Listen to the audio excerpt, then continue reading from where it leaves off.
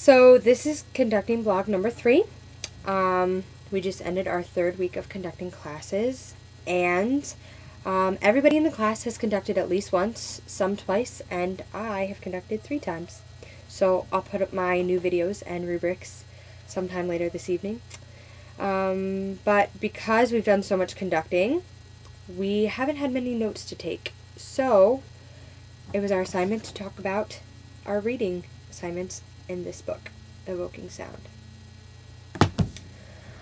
So far we've had to read 3 chapters, and each chapter has been pretty interesting.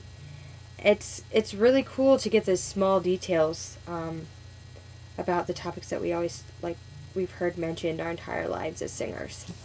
Let's see. We started out from the back, actually, with chapter 12, and this talks about pattern mechanics and geometry, and how the pattern that you use as a conductor should be a reflection of the sound that you want to hear back from your choir. And choral and instrumental conducting is different, and a good gesture at all times reflects the movement of air through the vocal mechanism. So it's showing singers good technique, I guess. Let's see. Conducting began with chironomy, which was the conducting of chant.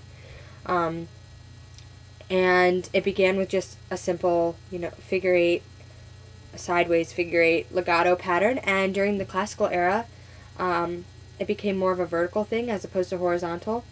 And Dr. Jordan talks about where to keep your hands to show support for the singers, to remind them to keep support, and also how this hand position affects the articulation and color that you get from your choir.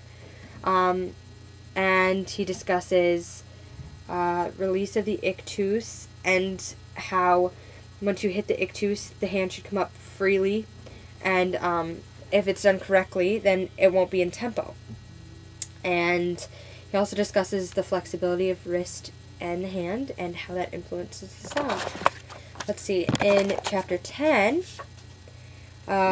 which is called Initiating Sound Through the Breath Impulse Gesture, Dr. Jordan talks about how body language affects the sound that you get from your choirs. The ictus is the most direct communication device we have at our disposal as conductors, because it shows our singers where the beat is. And we also have the breath impulse gesture, which shows our singers the tempo, effect, color, dynamic, and line that they're about to sing.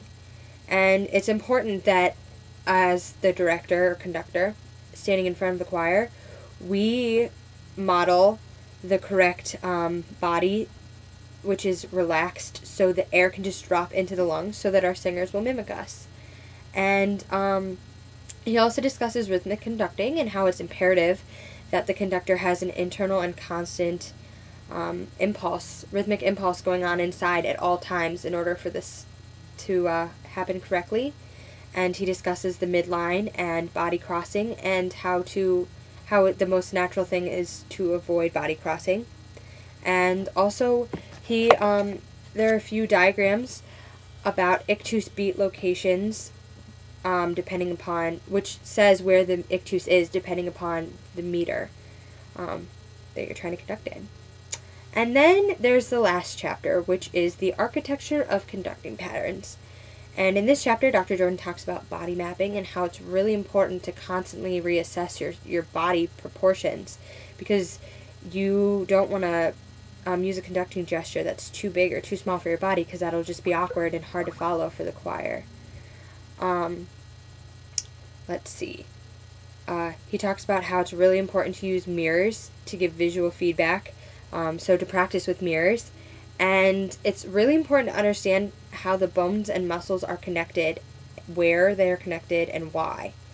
And when conducting, the upper limbs are the most important limbs, but the core shouldn't be forgotten, because the core is really important to making a good sound too. And he then goes on to talk about alignment and releasing of the AO joint. And he goes on to talk about downward and forward pull. And then he talks about the shoulder that's a ball and socket joint. So it's really important to use free rotation and humeroscapular rotations to release tension in the upper body and the shoulders. And he gives us various exercises. And then there's the DVD, which is really cool, I thought, because you could actually look at Dr. Jordan from different angles and see how he conducted different patterns. And I thought that was really cool.